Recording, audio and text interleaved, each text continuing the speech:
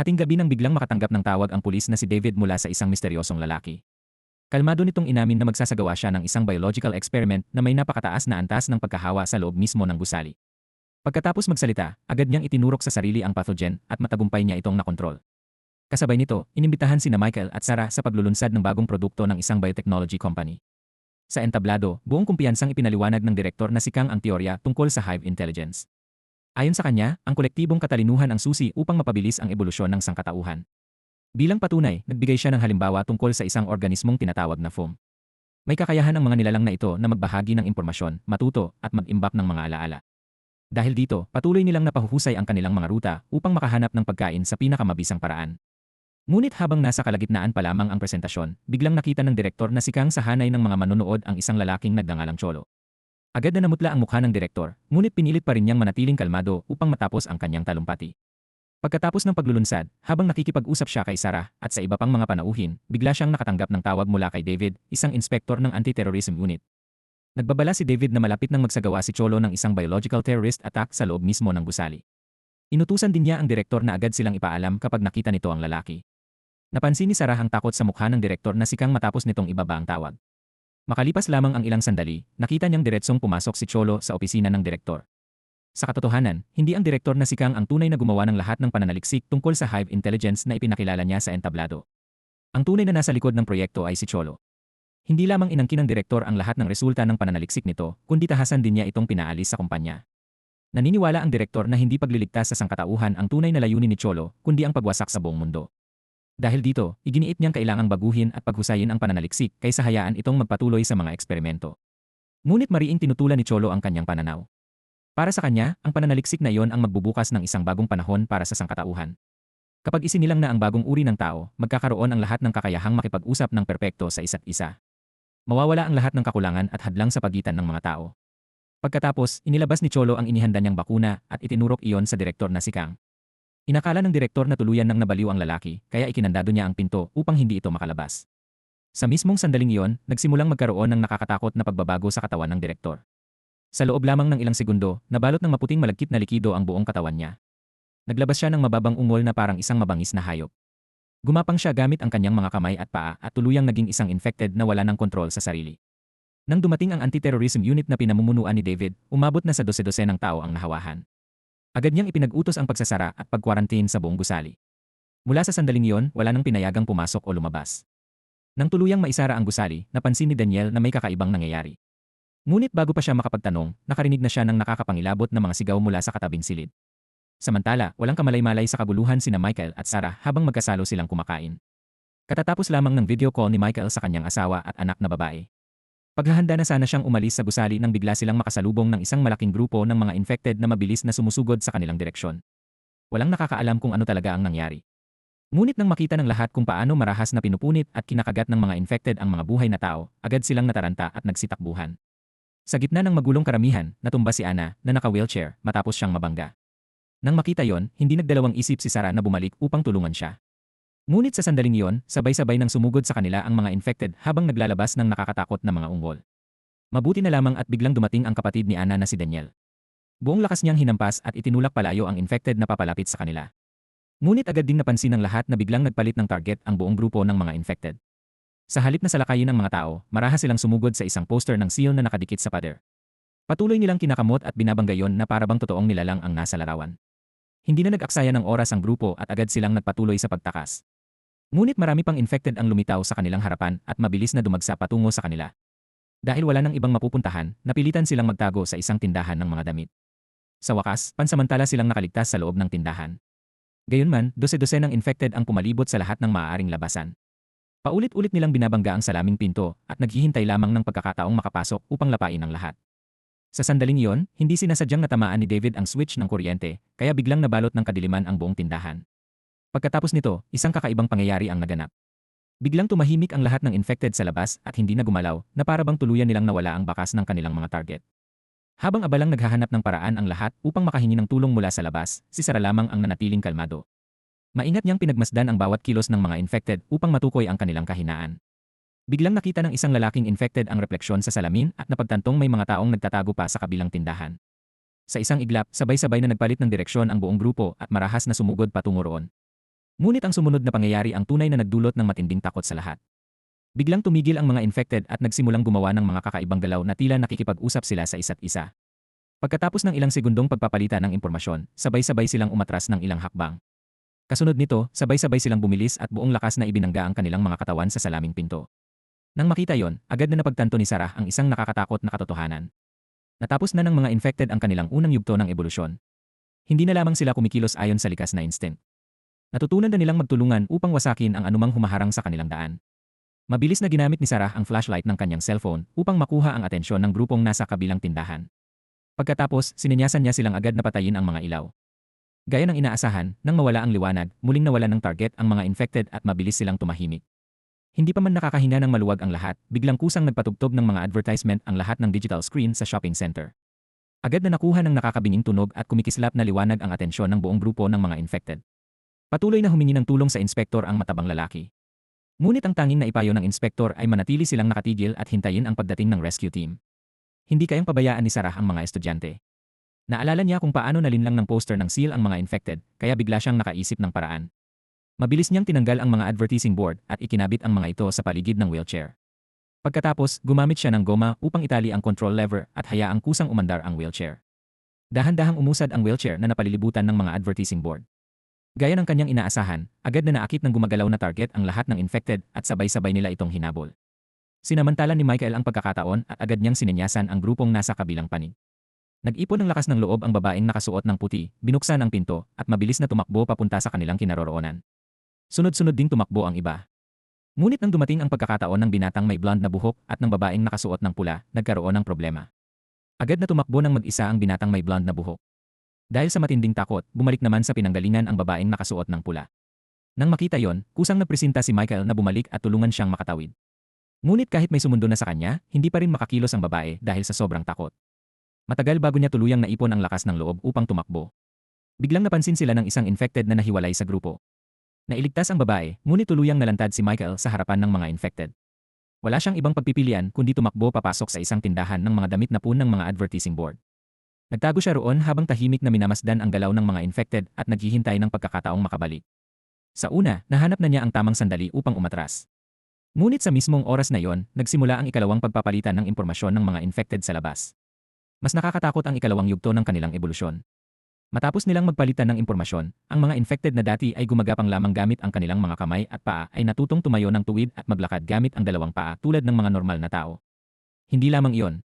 Hindi na rin sila nalilinlang ng mga poster at nagsimula na silang aktibong maghanap ng totoong buhay na tao. Sa huli, hindi nakatakas si Michael sa kanyang malagim na kapalaran. Pinalibutan siya ng buong grupo ng mga infected at pinatay sa mismong lugar. Mayroon siyang masayang pamilya at ang pagpunta niya sa gusali ay para lamang dumalo sa isang conference na may kaugnayan sa kanyang trabaho. Hindi niya kailanman inakala na mamamatay siya sa isang nakakatakot na sakuna. Sa mismong sandaling iyon, tumawag sa video call ang asawa ni Michael. Mula sa salaysay ni Sarah, nalaman nitong isinakripisyo ni Michael ang kanyang buhay. Upang hindi malaman ng kanilang anak na babae ang napakasakit na katotohanan, tahimik niyang pinatay ang tawag. Ang babaeng naka-wheelchair ay ang nakatatandang kapatid ni Daniel.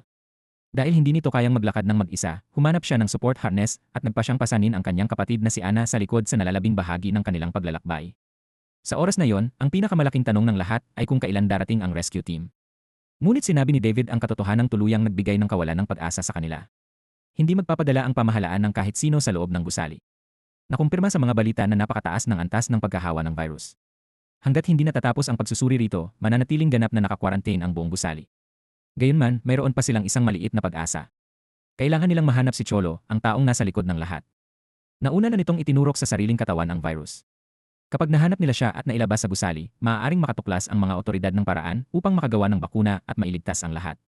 Mabuti na lamang at nakita noon ni Sarah si Cholo malapit sa VIP area sa ikatlong palapag. Ibig sabihin, kapag nakarating sila roon, may pagkakataon pa silang mahanap siya. Ngunit po ng mga infected ang labas. Hindi nila alam kung paano sila makakalusot. Para masagot iyon, naglahad si Sarah ng isang mapangahas na teorya. Batay sa kanyang mga obserbasyon, nakatitiyak siyang patuloy na umuunlad ang mga infected dahil sa walang tigil nilang pagpapalitan ng impormasyon.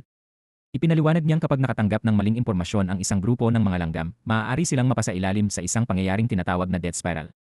Patuloy nilang sinusundan ang isa't isa sa isang paikot na landas hanggang sa tuluyan silang mapagod at mamatay. Maaaring ang parehong pangyayaring iyon ang maging susi upang talunin ang mga infected. Dahil dito, bumuo siya ng isang mapanganib na plano. Kailangan lamang ng isang tao na maglabas ng kakaibang amoy upang maakit ang mga infected. Samantala, gagamit ng ganap na ibang amoy ang iba at mananatiling hindi gumagalaw. Sa ganoong paraan, hindi matutukoy ng mga infected kung sino ang totoong tao. Kapag nakalayo sila bago pa mapagtanto ng mga ito ang kanilang pagkakamali, magkakaroon ang grupo ng pagkakataong makarating sa ikatlong palapag. Matapos marinig ang plano, agad na nagpresenta ang isang dating athletics coach na magsilbing pain. Bago kumilos, binalutan ng grupo ng adhesive tape ang mga bahagi ng kanilang katawan na madaling makagat. Ang babaeng nakasuot ng pula ay halos binalot ang kanyang buong katawan na parabang isa siyang nakabalot na pagkain. Pagkatapos, ibinuhos ni Sarah ang isang buong bote ng pabango sa katawan ng dating coach. Inutusan niya itong tumakbo papunta sa perfume counter at magdala ng iba pang mga bote na may parehong amoy. Agad na mabilis na lumabas ang dating coach mula sa tindahan ng mga damit. Habang tumatakbo, malakas siyang sumigaw upang makuha ang atensyon ng mga infected. Agad na gumana ang plano ni Sarah. Nang maamoy ng mga infected ang pabango sa katawan ng matanda, mabilis nilang tinukoy ang kanyang kinaroroonan at nagsimulang magpadala ng signal sa isa't isa. Sinamantala ng dating coach ang oras habang nagpapalitan ng impormasyon ang mga infected at matagumpay siyang nakarating sa perfume counter. Gamit ang lakas at karanasan niya bilang dating atleta, nagawa niyang makalusot sa gitna ng mga infected at ligtas na makabalik sa tindahan. Matapos makuha ang kinakailangang dami ng pabango, agad na ibinuhos ni Sarah sa sahig ang pabangong kapareho ng nasa katawan ng dating coach. Gumawa siya ng mahabang bakas ng amoy mula sa pintuan hanggang sa isang silid sa loob. Samantala, ibinuhos naman ng iba ang antifreeze sa kanilang katawan upang magkaroon sila ng ibang amoy at maitago ang kanilang sarili. Makalipas ang ilang minuto, dahan-dahang bumukas ang pinto ng tindahan. Tumayo ang lahat na parang mga manikin. Hindi sila gumalaw at halos hindi huminga. Labis ang tensyon at halos hindi na makahinga ang lahat.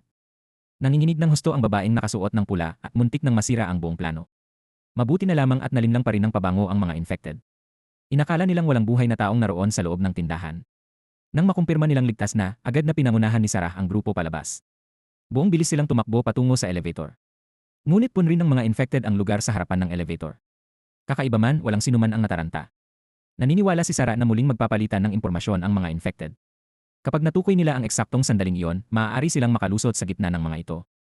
Gaya ng kanyang inaasahan, nagsimulang magpadala ng signal sa isa't isa ang mga infected. Agad na binilisan ng lahat ang kanilang pagtakbo at sabay-sabay silang sumugod papasok sa elevator. Ngunit sa pinakamahalagang sandali, muling nagdulot ng problema ang babaeng nakasuot ng pula.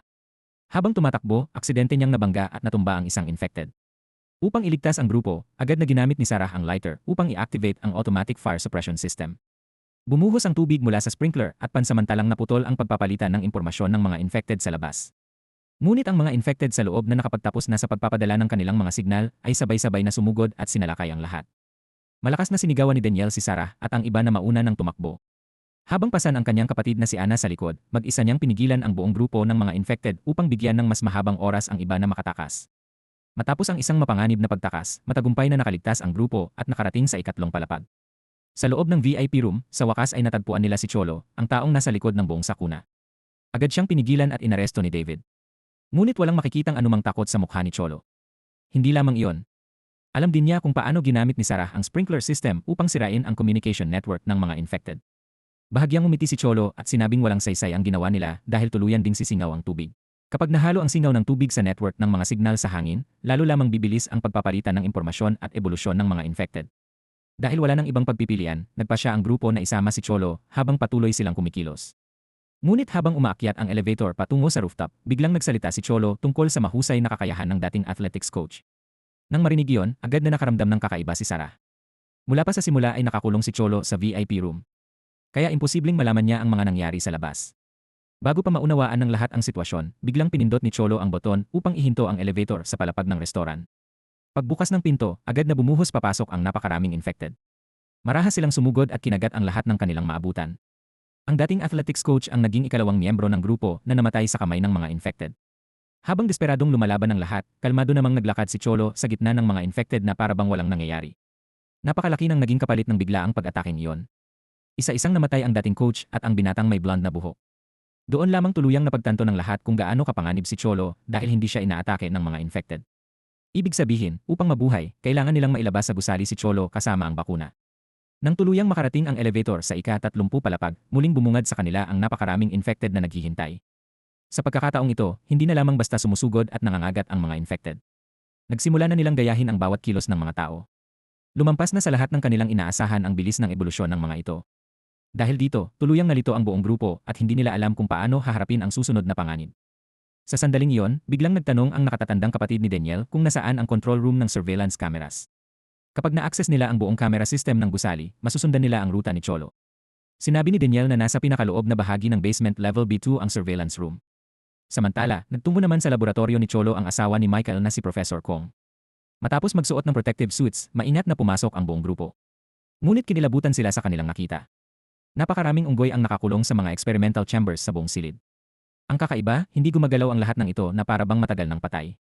Nang mapansin ng isang pulis na basag ang isa sa mga experimental chamber at akmang babalaan ng iba, biglang sumugod mula sa kisam ang isang unggoy. Kasunod nito, sabay-sabay na nagwala ang iba pang mga unggoy sa loob ng mga glass chamber. Sunod-sunod ang tunog ng nababasag na salamin habang sabay-sabay silang nakatakas. Diretsong sumugod kay Professor Kong ang pinuno ng mga unggoy. Nang malapit na siyang makagat, biglang umalingaw-ngaw ang isang putok ng baril at tumagos ang bala sa ulo ng pinunong unggoy. Ang mas nakakagulat, nang mamatay ang pinuno, isa-isa ring bumagsak ang lahat ng natitirang unggoy. Habang sinusuri ang research diagram sa pisara, agad na napansin ni Professor Kong ang isang mahalagang detalye. Ang lahat ng koneksyon sa pagitan ng mga unggoy ay nagtatagpo sa isang individual na may markang numero 1. Doon niya naunawaan na kapag namatay ang unang host, mamamatay rin ang lahat ng iba pang infected na konektado rito. Habang natutuklasan ni Professor Kong ang mahalagang sikretong iyon, nakarating naman sina sa lahat ang iba sa basement level B2. Ngunit mas kakaiba at nakakatakot ang kilos ng mga infected sa lugar na iyon. Malapit na sa kanila ang surveillance room nang muling magdulot ng problema ang babaeng nakasuot ng pula. Hindi niya sinasadyang matapakan ang isang lata sa sahig. Umalinggaw ang ingay at kinilabutan ang buong grupo. Alam ng lahat na maaari silang mapahamak dahil sa kanya anumang oras. Gayunman, walang sinuman ang nag-isip na iwan siya.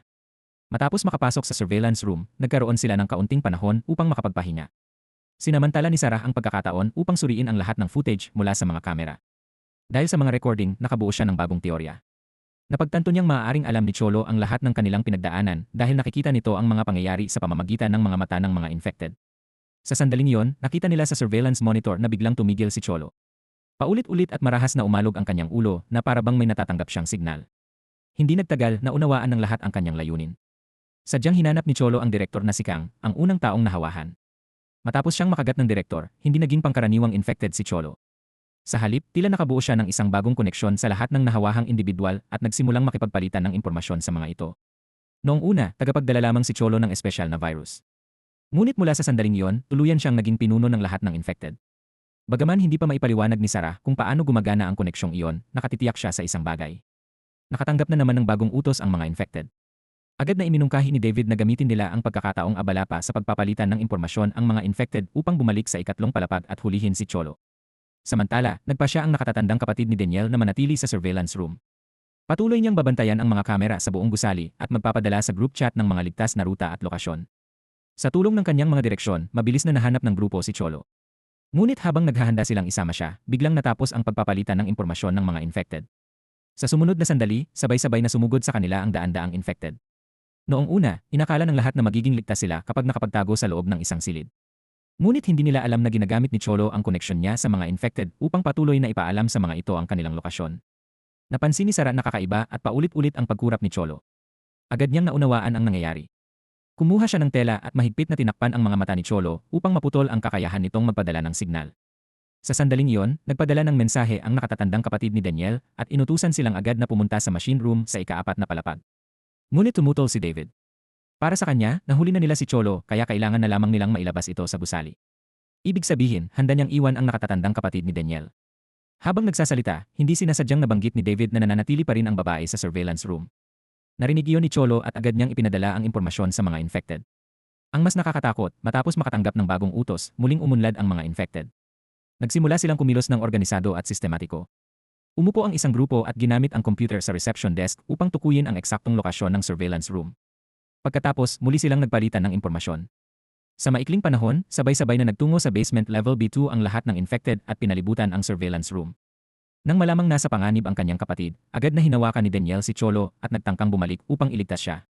Ngunit itinutok ni David ang kanyang baril at hinarangan ang daan. Nang makita niyang walang nagsasalita, nagpasya si Daniel na mag-isang bumalik upang iligtas ang kanyang kapatid. Agad namang inagaw ni Sarah ang baril mula kay David. Ngunit habang naghahanda siyang bumalik upang tulungan ang magkapatid, biglang sumugod ang matabang lalaki mula sa likuran at mahigpit siyang niyakap upang pigilan. Alam niyang tiyak na mamamatay si Sarah kapag bumalik pa ito. Kasabay nito, ganap nang napalibutan ng mga infected ang surveillance room kung saan nagtatago ang nakatatandang kapatid ni Daniel. Mula nang malaman niyang handang isugal ng kanyang kapatid ang buhay nito upang iligtas siya, tahimik na siyang nagpasya kung ano ang gagawin. Habang nakatutok sa surveillance monitors, patuloy niyang ginabayan si Daniel. Sa unang tingin, tila itinuturo niya ang ligtas na ruta patungo sa surveillance room. Ngunit ang totoo, lihim siyang gumagawa ng ibang ruta para sa kanyang kapatid. Isang rutang magbibigay kay Daniel ng pagkakataong makalabas ng buhay sa gusali.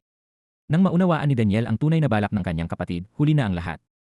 Bagaman may kapansanan ang katawan niya, mas matatag at matapang siya kaysa sa maraming taong walang kapansanan. Nang wasakin ng mga infected ang pinto at pumasok sa surveillance room, natakot din siya tulad ng sinumang tao. Ngunit ang tanging hindi niya kayang bitawan ay ang kanyang kapatid. Hangga't buhay si Daniel, hindi magiging walang kabuluhan ang kanyang kamatayan.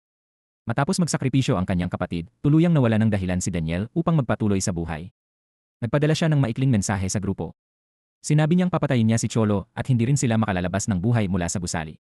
Samantala, sa labas ng gusali, nagsasagawa ng agarang pagpupulong ang mga pinuno ng operasyon upang magpasya sa susunod na hakbang. Patuloy na tumitindi ang pressure mula sa publiko dahil hinihiling ng mga tao na magpadala ang pamahalaan ng mga sundalo upang iligtas ang mga nakulong sa loob. Napilitan ang militar na humanap ng katanggap-tanggap na paliwanag. Matapos kumpirmahin ni Professor kung na halos wala ng posibilidad na gumaling ang mga nahawahan, agad na naisip ng military commander na lipulin ang lahat ng infected. Ngunit kailangan nila ng makatuwirang dahilan upang maisagawa iyon. Dahil dito, hiniling niya sa Special Investigation Team ni Professor Kung na maglabas ng opisyal na pahayag. Kapag nailabas na ang pahayag, magkakaroon ang militar ng legal at makatuwirang dahilan upang simulan ang malawakang paglilinis. Bagaman pumayag si Professor Kung na ilabas ang ulat, ibinahagi rin niya ang resulta ng eksperimento sa mga unggoy. Matapos pag-isipan ng impormasyong iyon, agad na inutusan ng commander ang security company ng gusali na kunin ang lahat ng surveillance data. Layunin niyang mahanap ang unang infected at gamitin ang pangalan ni Professor Kung upang ipahayag sa publiko ang resulta ng pananaliksik. Sa maikling panahon, ipinadala sa napakaraming cellphone ang sunod-sunod na surveillance videos. Nagsimulang makipag-unahan sa oras ang lahat upang mahanap ang unang host. Samantala, matapos mamatay ang kanyang kapatid, paghihiganti na lamang ang nasa isip ni Daniel. Binalutan niya ng tape ang buong katawan, mahigpit na hinawakan ang kutsilyo, at mag-isang naglakad papunta sa gitna ng mga infected. Sa sandaling iyon, tila naging isang makina ng pakikipaglaban si Daniel. Hinarap niya ang dose-dosenang infected at paulit-ulit na sumugod sa gitna ng mga ito habang ginagamit ang kanyang kutsilyo upang gumawa ng daan.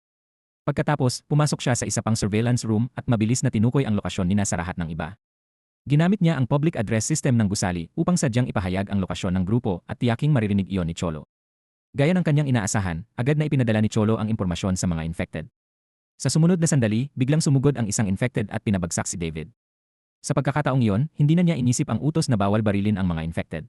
Agad niyang binaril at pinatay ang umaataking infected.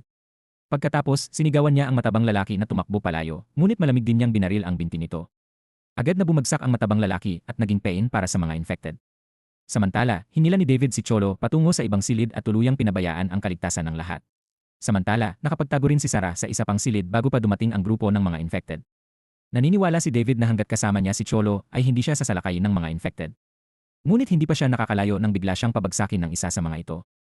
Habang nakikipagbuno si David sa mga infected, biglang lumabas si Sarah at hinila si Cholo palayo. Walang nagawa si David kundi panoorin silang makatakas. Galit na galit niyang sinubukang humabol, ngunit tuluyan ng hinarangan ng napakaraming infected ang kanyang daraanan. Sa matinding desperasyon, paulit-ulit niyang kinalabit ang gatilyo at isa-isang binaril ang mga infected na humaharang sa kanya. Nang malapit na siyang makatakas, biglang sumugod ang matabang lalaki at ginamit ang natitira niyang lakas upang mahigpit na yakapin si David.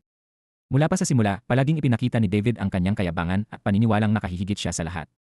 Palagi siyang nagsasalita tungkol sa tungkulin at pagliligtas ng mga tao, ngunit sa bawat panganib, ang sarili niyang buhay ang palagi niyang inuuna. Buong buhay siyang nagplano at kumilos para sa sariling kapakanan, ngunit sa huli, ang sarili rin niyang pagkamakasarili ang naging sanhi ng kanyang kamatayan. Isa itong mapait at puno ng kabalintunaang wakas. Pagkatapos nito, mahigpit na itinali ni Sarah si Cholo sa isang metal rack sa loob ng isang storage room. Alam niyang napakaliit ng posibilidad nilang mabuhay kung sila mismo ang lalabas upang maghanap ng rescue team. Kaya iisa na lamang ang kanilang pagpipilian. Sa halip na sila ang maghanap ng tulong, kailangan nilang pilitin ang rescue team na sila mismo ang hanapin. Upang makipag-ugnayan sa labas, kailangan nilang mabawi ang cellphone ni David. Dahil dito, nagpasya si Sarah na mag-isang bumalik. Sa pamamagitan ng infected na dating athletics coach, nakita ni Cholo ang buong usapan ng grupo. Habang binabantayan nila si Cholo, sa wakas ay nag-ipon ng lakas ng loob ang babaeng nakasuot ng pula upang humingi ng tawad sa kanyang kaibigan dahil sa mga nagawa niyang pang-aapi noon. Nang makita niyang tuluyan na itong nawala ng pag-asa, mahinahong sinabi ng kaibigan na maaari siyang humingi ng tawad kapag nakaligtas na sila. Sa kabilang panig, matagumpay na nabawi ni Sarah ang cellphone ni David at nakipag-ugnayan sa militar. Nakiusap siyang agad silang magpadala ng rescue team sa loob ng gusali. Habang nag-uusap sila, natukoy rin ng militar ang lokasyon ng direktor na si Kang. Agad na ipinag-utos ng commander na hatiin sa dalawang grupo ang rescue team. Ang unang grupo ang magliligtas sa mga survivor at huhuli kay Cholo, habang ang ikalawa naman ang agad na papatay sa direktor na si Kang. Mabilis ding ibinigay ni Sarah ang kasalukuyang lokasyon ni Cholo. Ngunit hindi niya alam na may isang infected na nakahandusay sa sahig at nagkukunwaring patay. Narinig nito ang buong pag-uusap at agad na ipinadala ang impormasyon kay Cholo. Hindi nagtagal, bumaba mula sa rooftop ang rescue team. Ngunit pagdating nila sa isang likuan, diretsong nahulog ang grupo sa isang ambush ng mga infected. Para bang alam na ng mga ito ang kanilang buong plano. Samantala, biglang may kumatok sa pinto ng storage room kung saan nakakulong si Cholo. Nagpakilala ang nasa labas bilang miyembro ng rescue team. Dahil sa matinding tuwa, halos maiyak ang babaeng nakasuot ng pula. Hindi niya sinuri kung sino talaga ang nasa labas at agad niyang binuksan ang pinto. Ngunit hindi rescue team ang nakatayo roon kundi isang grupo ng mga infected. Nang makita niyang may pagkakataon siyang makatakas, walang pag-aalinlangang itinulak ng babaeng nakasuot ng pula ang kanyang kaibigan upang magsilbing sakripisyo. Ngunit sa huli, siya rin ang namatay. Matapos maging infected ang kanyang kaibigan, ito mismo ang pumatay sa kanya. Sa kabilang panig, natagpuan ng rescue team ng militar ang direktor na si Kang at matagumpay nila itong napatay. Ngunit ang kakaiba, hindi huminto ang mga infected. Hindi lamang iyon. Isa-isa ring napatay ang buong rescue team at naging mga bagong infected. Sa huli, naging mga tapat na bodyguard pa sila ni Cholo. Habang inihatid ng mga infected si Cholo patungo sa isang lihim na lugar, bigla siyang hinarangan ni Daniel. Kaunting malagkit na likido ng mga infected ang nakadikit sa katawan ni Daniel. Dahil dito, hindi siya agad nakilala ng mga infected bilang tao at hindi rin siya kaagad sinalakay. Lihim na pinagmamasdan ni Sarah ang buong pangyayari. Matapos makumpleto ng mga infected ang kanilang ebolusyon at makilala si Daniel, agad silang sumugod upang salakayin siya. Habang unti-unting lumalapit si Cholo kay Daniel, biglang itinulak ni Sarah ang isang malaking cart at ibinangga yon sa kanya. Pagkabagsak ni Cholo, agad na nilagyan ni Sarah ng lubid ang leg nito at mahigpit niya itong sinakal. Sa gitna ng panganib, desperadong nagpadala si Cholo ng utos sa mga infected na umaatake kay Daniel. Agad na tumigil ang lahat ng infected. Dahil dito, nakaligtas si Cholo. Sinamantala ni Daniel ang pagkakataon upang patayin mismo ang kanyang kaaway, ngunit bigla siyang pinigilan ni Sarah. Ang sandaling pag-aalinlangan na yon ang nagbigay kay Cholo ng pagkakataong makatakas. Nang maabutan siyang muli ni Daniel, isang napakalupit na sorpresa ang ibinigay ni Cholo. Hindi kailanman inakala ni Daniel na makikita pa niyang muli ang kanyang kapatid. Ngunit ang babaeng nasa harapan niya ay ganap nang naging infected.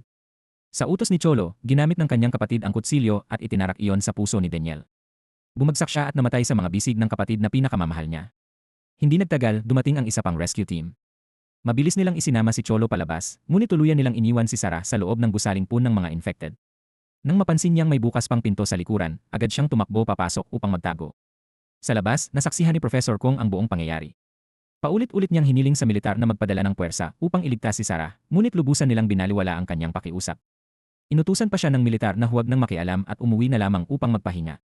Dahil wala nang ibang magawa, tinawagan ni Professor Kong si Sarah.